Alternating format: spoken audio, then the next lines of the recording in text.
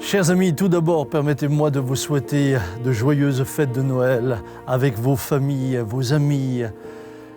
Je voudrais avant tout ouvrir l'Écriture et lire un texte tiré du prophète Ésaïe au chapitre 9, verset 5. Il nous dit la chose suivante: « Car un enfant nous est né, un fils nous est donné, et la domination reposera sur son épaule. On l'appellera admirable, conseiller, Dieu puissant, Père éternel, Prince de la paix. » Quelle grâce de pouvoir célébrer la venue du Sauveur. Quelle bénédiction de pouvoir célébrer la venue du Prince de la paix. Et c'est ce que je vous souhaite en particulier après une année très compliquée, voire pour certains une année douloureuse. Que Jésus soit Prince de paix au milieu de vous, là où vous êtes. Qu'il soit Prince de paix dans vos vies. Et je pense en particulier aux familles et à tous mes amis qui, dans cette pandémie, ont perdu un être cher. Que le Seigneur puisse, alors que vous célébrez avec vos familles, venir vous consoler. Alors que l'être aimé est absent, qu'il puisse, lui, vous apporter la paix. Il est notre cadeau. Il est le don de Dieu pour chacun d'entre nous. Je souhaite également vous souhaiter une année 2021 bénie dans le Seigneur. Je sais que l'année 2020 n'a pas été facile. Mais voyez-vous, en tout début de l'année 2020, le 1er janvier, le Seigneur nous avait parlé, alors que nous étions assemblés pour l'adorer ici à la porte verte. Et voilà ce qu'il avait dit. Ces paroles résonnent d'autant plus fort aujourd'hui.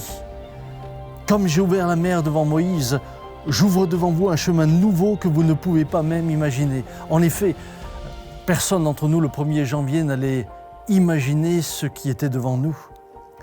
Les choses nouvelles vont arriver. Vous ne pouvez pas les mesurer aujourd'hui. Et c'est vrai qu'à ce moment-là, nous ne pouvions pas les mesurer. Vous ne pouvez pas les imaginer, mais elles sont en route. Restez simplement dans ma paix.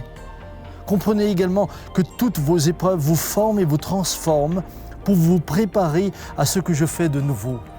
Ces paroles nous avaient été données le 1er janvier 2020. C'est une partie de la parole prophétique que je viens de citer.